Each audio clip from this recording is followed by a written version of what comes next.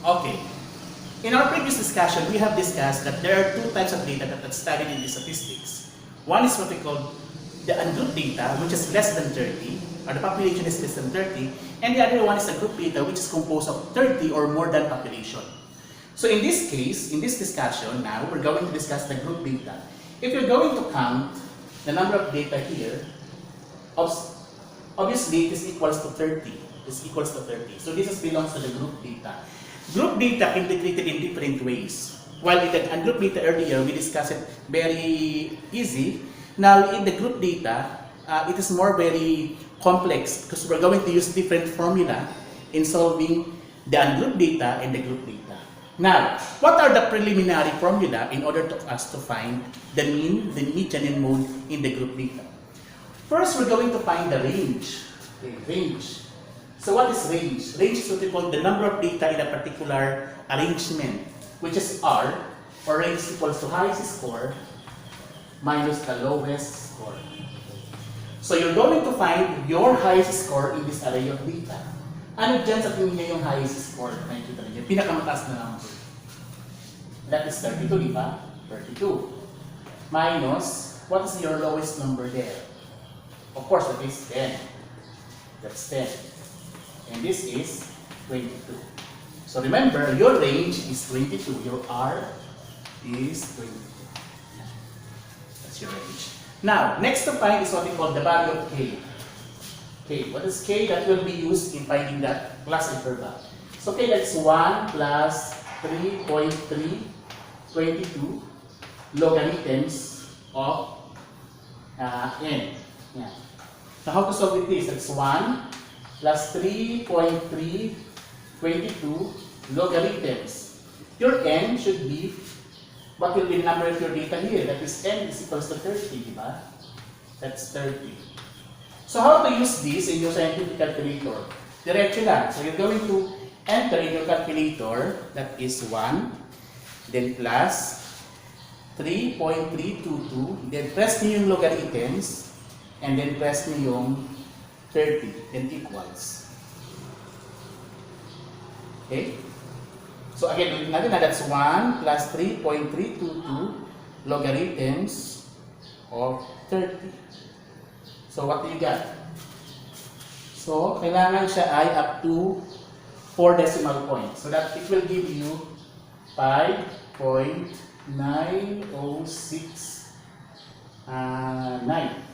So that will be your K. So your K here is 5.9069. That will be the value of K. So what's next? We're going to find the class interval or the CI.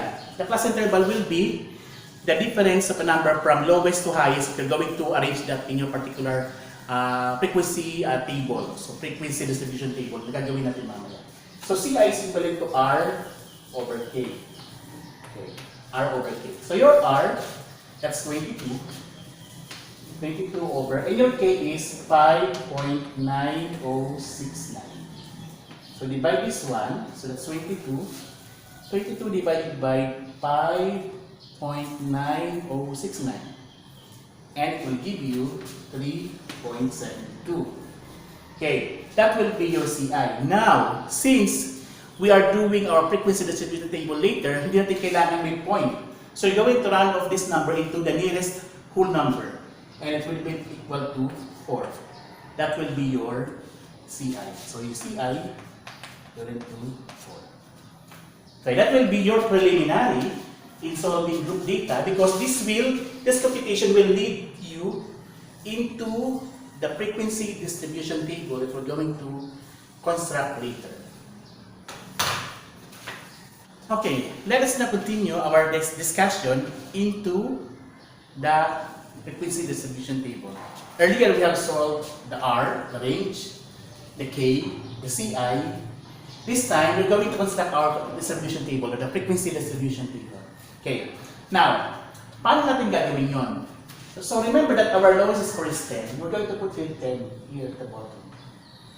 Yung mga number dito, ang tawag yan is lower boundary. Yung mga number dito naman sa tabi, ang tawag yan is the higher boundary. Now, that's 10. So remember, ano yung ating CI? Our CI is 4, di ba? So we're going to add 4 pataas. This will become 14. This is 17. This is 18 rather. This is 22. This is 26. And this is 30. Now, bakit 30? 32 yung highest natin, di ba? If you're going to add higher than 30, that's 34. So lagpas na siya. So hanggang 30 lang tayo. Now, how to find the number here? Dito kayo titingin. Para malaman niyo yung number dito, tingnan niyo to. That's 14. Bawas kayo ng isa. So that is 13 here. And this is, bawas kayo dito ng isa, 17. This is 21. This is 25. So this is 29. Now, kinain ka na. So ano yung number nandito?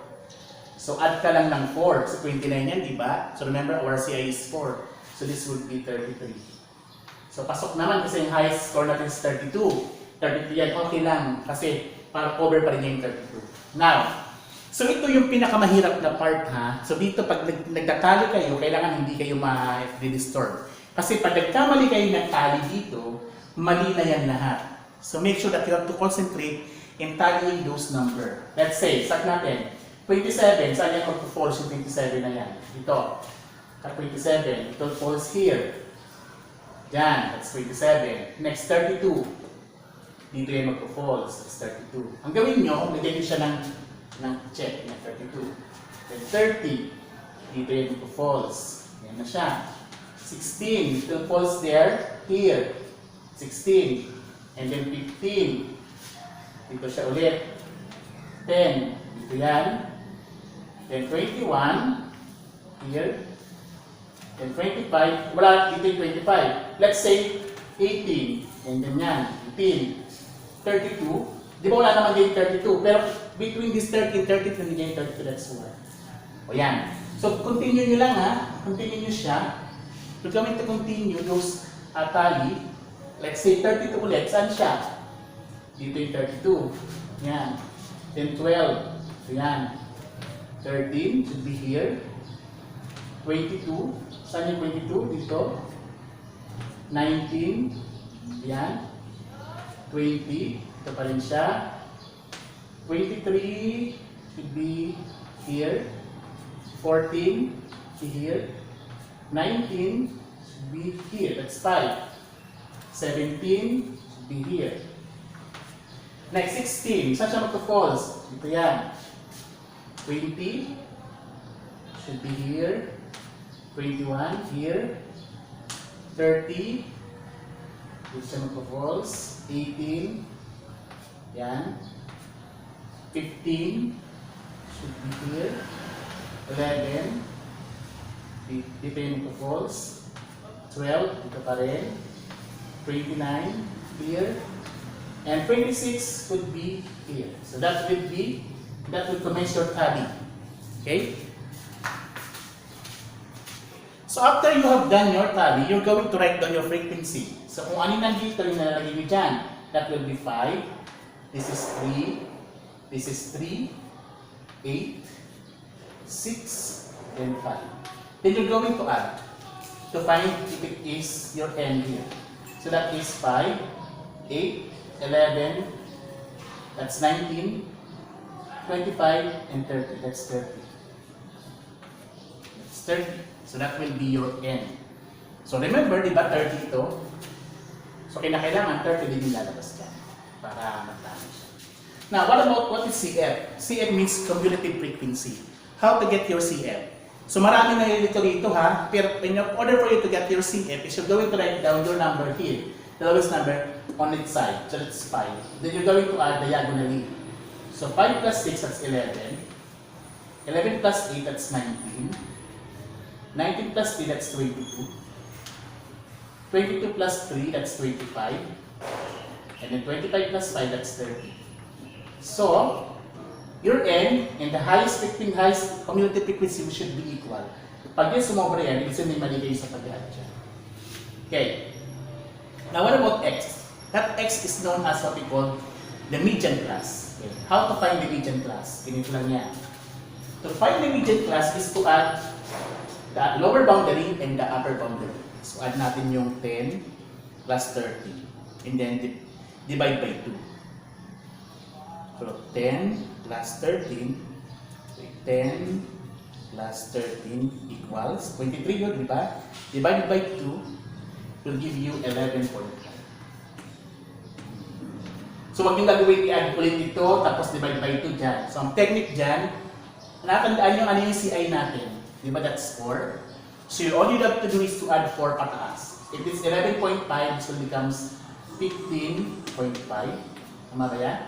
That is 19.5. That is 23.5. That's 27.5. And this is 31.5. Now to check kung tama talaga yung digit plus ninyo is to add the highest number. That's 30 plus 33 divided by 2. Okay, that's 31.5. So sabihin tama. Okay, now, what about fx? Say fx is hindi ka sasakay sa fx. All you have to do is to multiply frequency and remedian class. Multiply nyo lang ito tsaka yan. So it will give you 157.5. That is 82. Yung 82.5. This is 3 times 23.5 will give you 70.5. And 70.5. What else? This is 8 times 19.5 will give you 156.0. Ito tsaka yan will give you 93.0. Then, ito tsaka ito, multiply nyo yan, it will give you 57.5. And then, going to write summation of fx. Sigma, ibig sabihin summation, you're going to add them. And it will give you 670. So that will be the summation of fx. Okay, so your frequency distribution table should be look like this. If you're going to answer your summative, iwasan ng mag-erase ha, dahil pag nagkaya-erase dyan, pwede magkamali-mali yan. So that will be your frequency distribution table.